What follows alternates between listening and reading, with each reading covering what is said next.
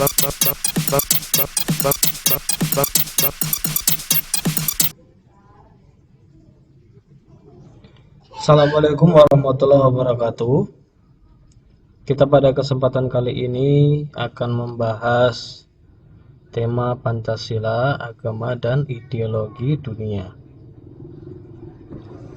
Nah, disinilah kita akan mengenal hubungan antara Pancasila dengan agama, lalu perbandingan antara Pancasila dengan ideologi dunia yang lainnya. Silahkan disimak. Lalu teman-teman harapannya tidak skip video, dan bahkan kalau ingin mendalami dan mengenali tentang Pancasila sebagaimana kita harus mengenalnya, tidak lepas dari kajian sejarah dan seterusnya. Nah, silahkan bisa diulang-ulang untuk menonton video ini.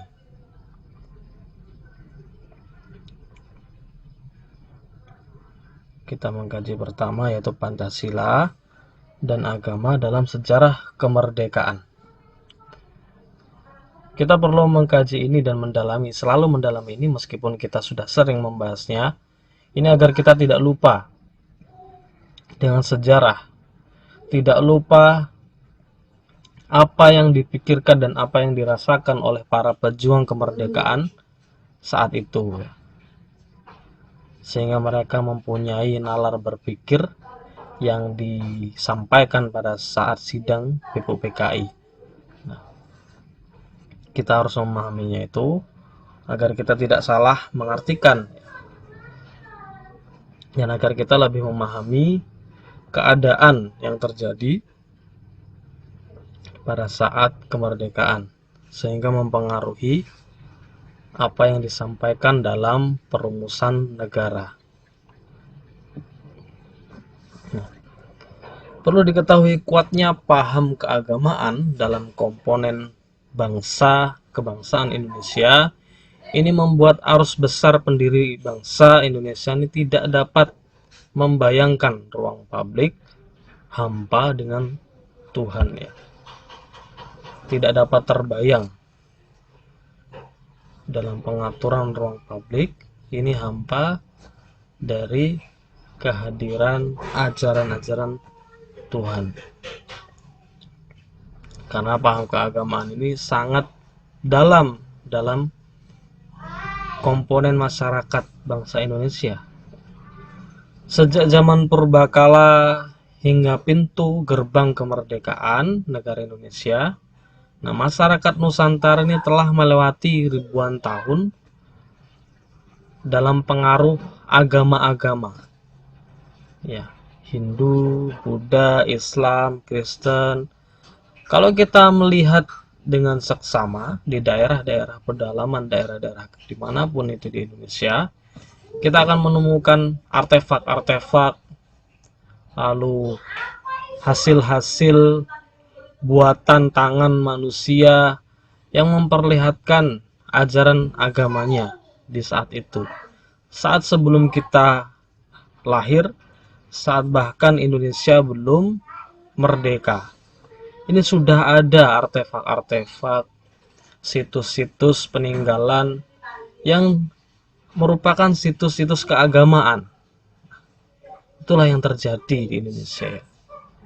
Sehingga keagamaan atau religiusitas ini tidak bisa dilepaskan begitu saja.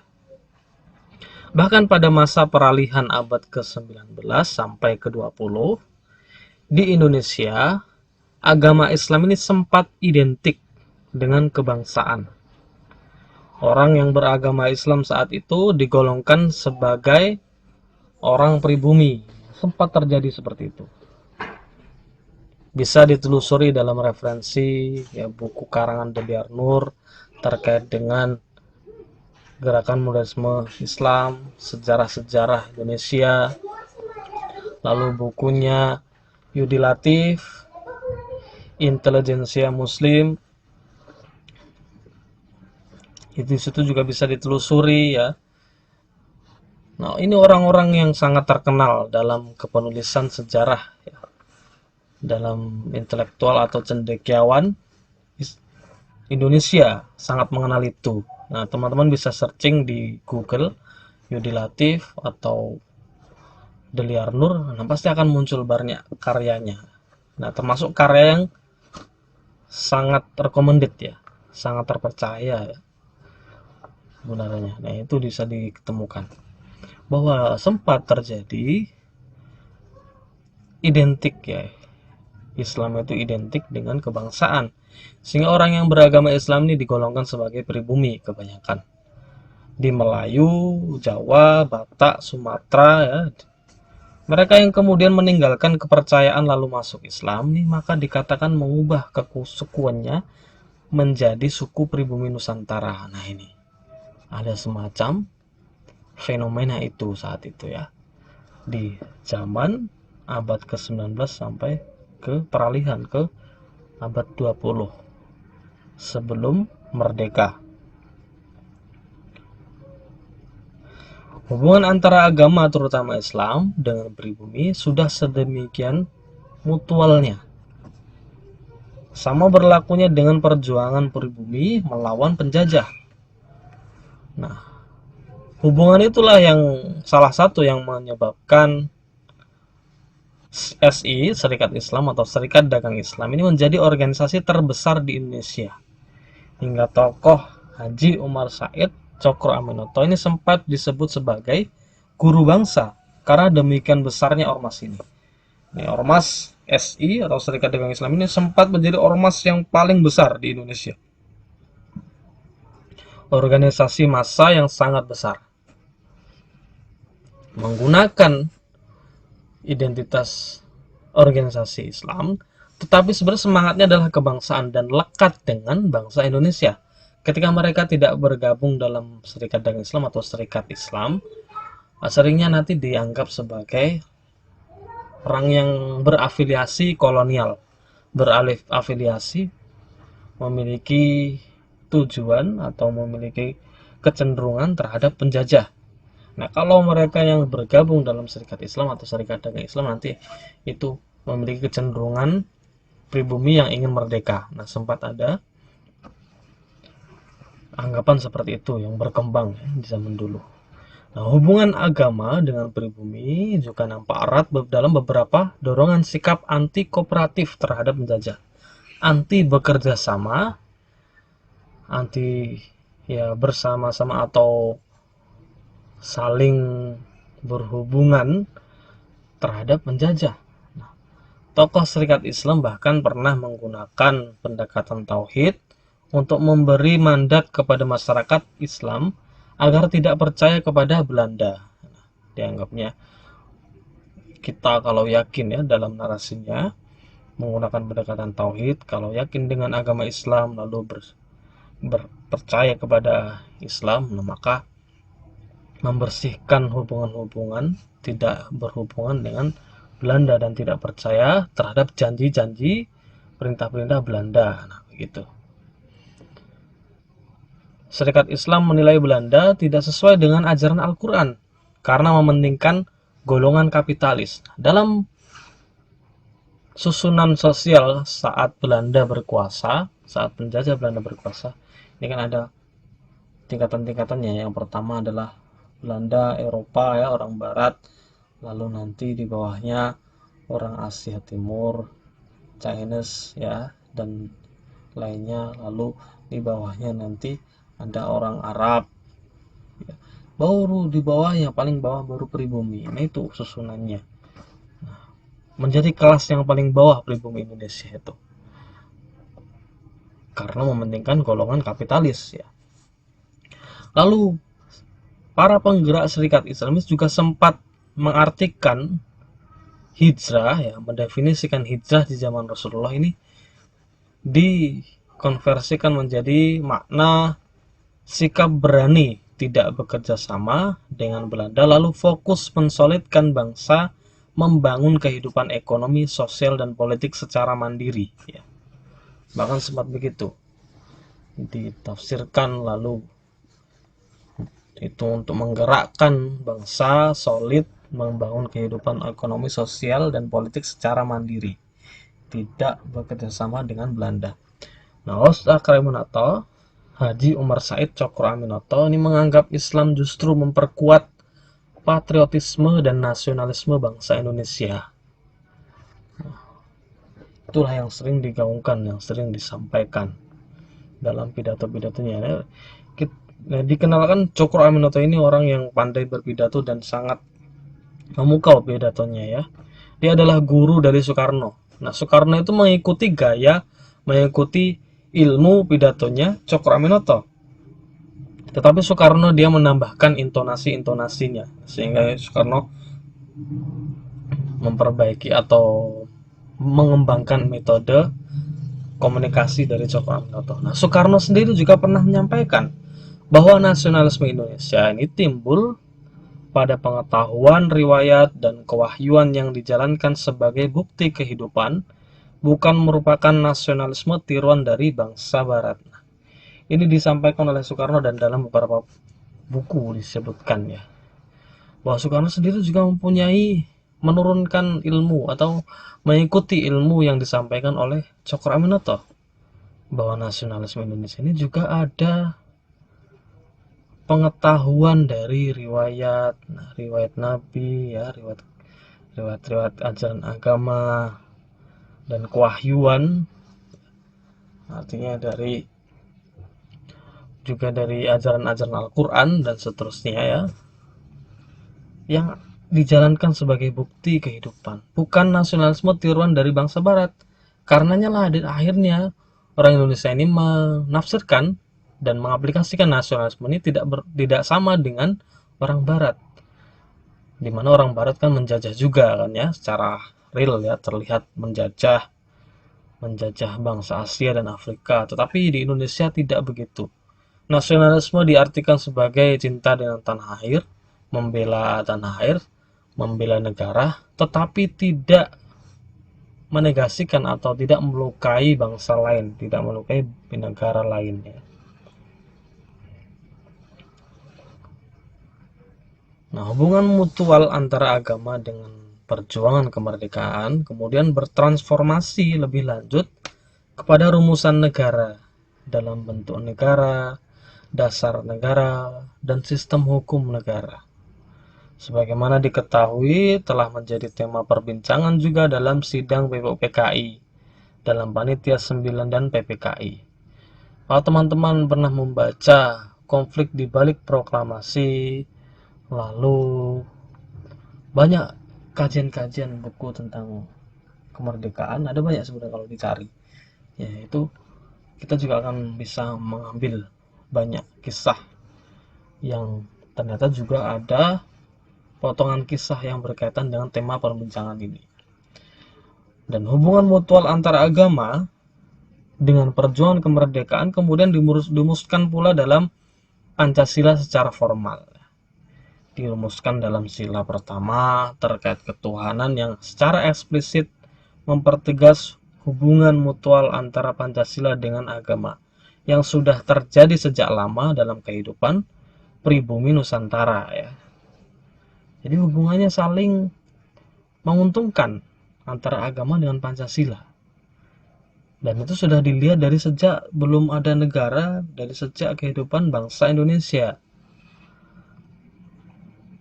Nah, hubungan Pancasila dan agama dalam Undang-Undang Dasar tahun 1945, konsep pemikiran para pendiri bangsa, pendiri negara yang tertuang dalam Pancasila adalah karya khas yang secara antropologis merupakan lokal genius ya, bangsa Indonesia, merupakan nilai yang sudah asli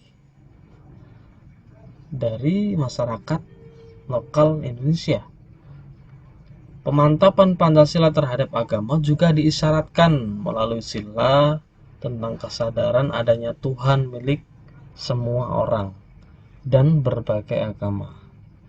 Hubungan agama dengan Pancasila diperkuat dalam batang tubuh Undang-Undang Dasar tahun 1945, yaitu dalam pasal 29 ayat 1 dan ayat 2, yang menjamin setiap warga menjalankan ajaran agamanya ya.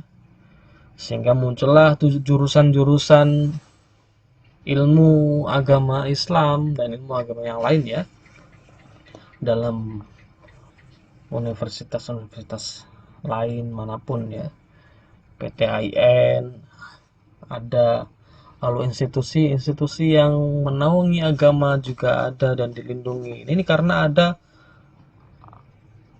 pasal ini ya, ada peraturan yang memperkuat hubungan agama dengan Pancasila. Hubungan antara agama Islam dengan Pancasila ini juga berjalan saling menunjang dan saling mengokohkan. Keduanya tidak bertentangan dan tidak boleh dipertentangkan. Kandungan Pancasila mencakup terkait pemeliharaan agama menggunakan bahasa yang umum ya. Memang menggunakan bahasa yang umum ya, karena tidak ada spesifik bahasa agama tertentu, tapi menggunakan bahasa yang umum untuk semua agama. Pada akhirnya, agama tetap menjadi referensi umum bagi Pancasila, dan agama-agama harus memperhitungkan eksistensi Pancasila melalui perundang-undangan sebagai polisi lalu lintas yang menjamin semua pihak dan menggunakan jalan raya kehidupan bangsa tanpa terkecuali ya. Sehingga orang-orang beragama di Indonesia ini bisa berjalan sebagaimana mestinya ya.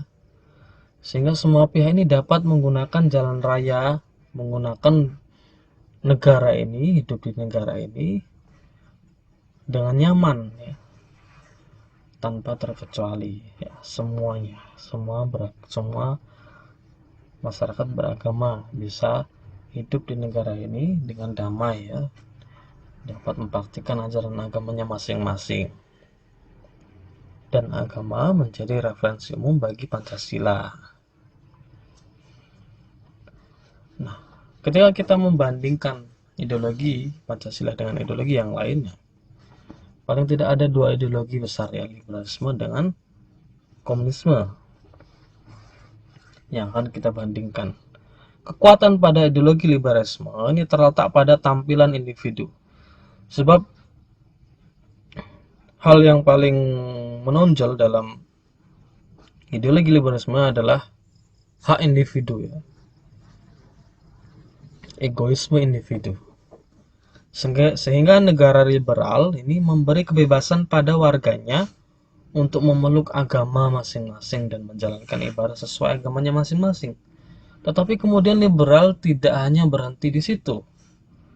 Kebebasan untuk tidak percaya pada Tuhan ini juga diberikan. Ateis juga diberikan ya.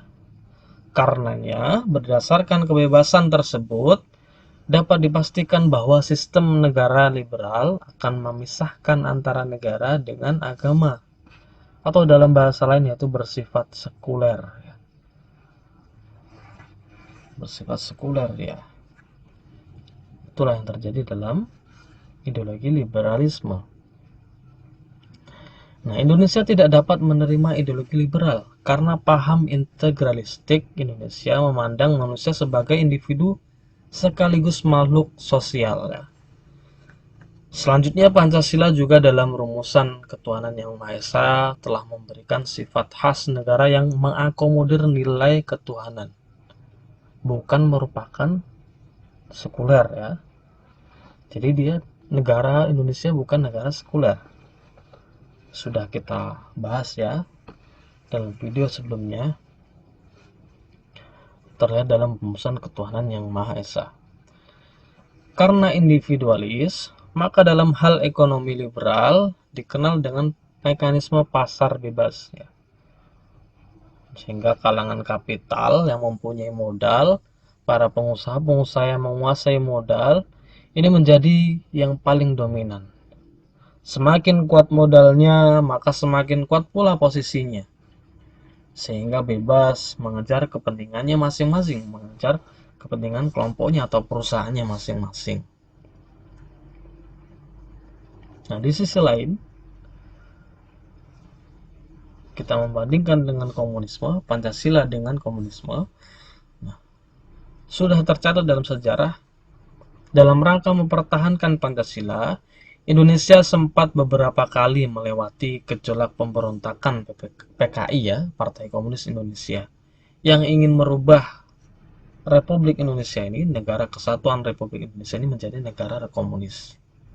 Terjadi di tahun PKI Madiun ya, 49, lalu terjadi di G30 SPKI 65 ya.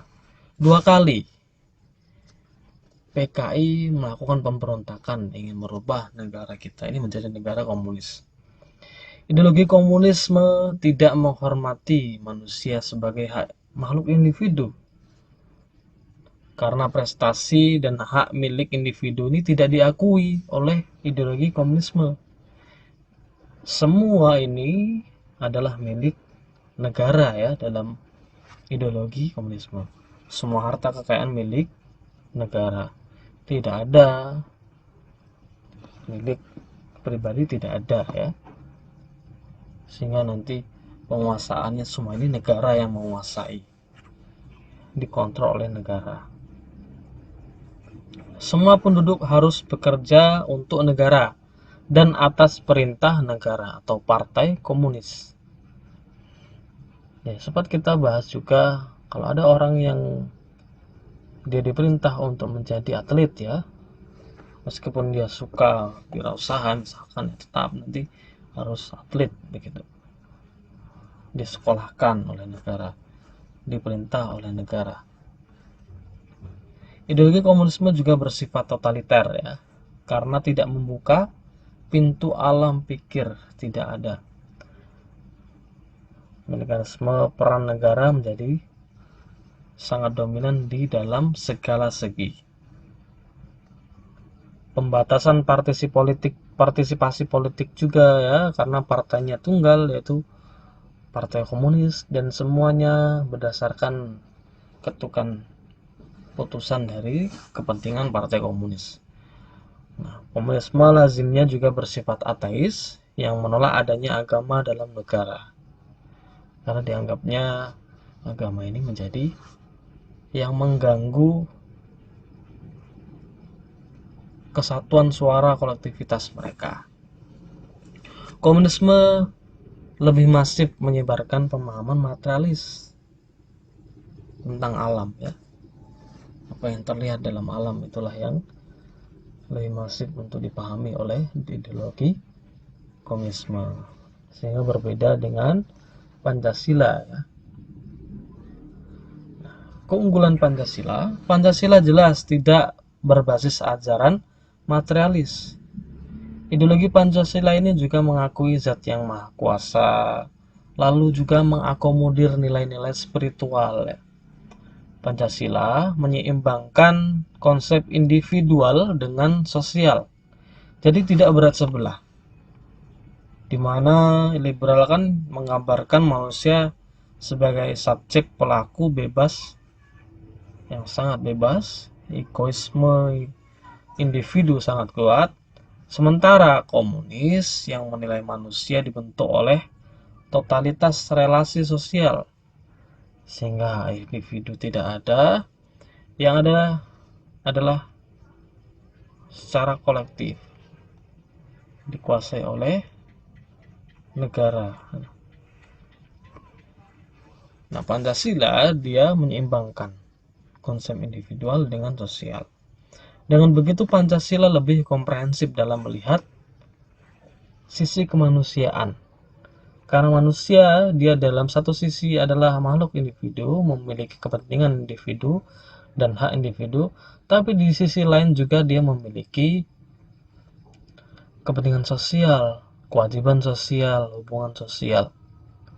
Nah, Pancasila menyeimbangkan itu dan lebih komprehensif ya. Sehingga Pancasila yang berimplikasi pada konsep kesejahteraan sosial dan demokrasi lebih unggul ketimbang liberal dengan konsep pasar bebasnya, maupun konsep ekonomi yang dikontrol oleh sepenuhnya oleh negara. Pancasila mendorong kegiatan ekonomi menggunakan asas persamaan demi kemakmuran masyarakat. Negara memberikan regulasi dan pengawasan terhadap ekonomi nasional. karena negara menjadi supervisi ekonomi nasional, melihat apa yang terjadi dalam masyarakat. Nah, praktik-praktik monopoli akhirnya diatur ya, kartel diatur dan seterusnya. Harga diatur, ada batasnya, lalu distribusi juga diatur. Nah, itu. Nah, negara hadir dalam praktik pasar juga gitu. Tetapi masing-masing pengusaha juga memiliki hak untuk mengembangkan usahanya sepanjang sesuai dengan peraturan negara, gitu ya. Nah, sekian informasi dan ilmu yang disampaikan. Jika ada hal-hal yang ingin ditanggapi atau pertanyaan, boleh silahkan bertanya dan menanggapi. Namun sebelumnya kita akhiri. Wassalamualaikum warahmatullahi wabarakatuh. Semoga bermanfaat.